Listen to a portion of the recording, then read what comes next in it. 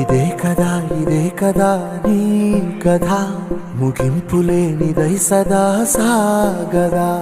ఇదే కదా నీ కథ ముగింపులేనిదై సదా సాగదా.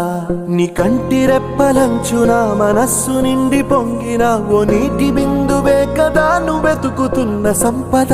ఒక్కొక్క జ్ఞాపకానికి 100 ఏళ్ల ఆయువుందిగా, ఇంకెన్ని ముందు వేచనో అవన్నీ వెతుకుతూ పదా.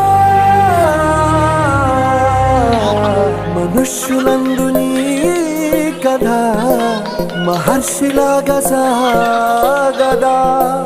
మనుష్యులందు నీ కథ మహర్షిలాగా సాగదా.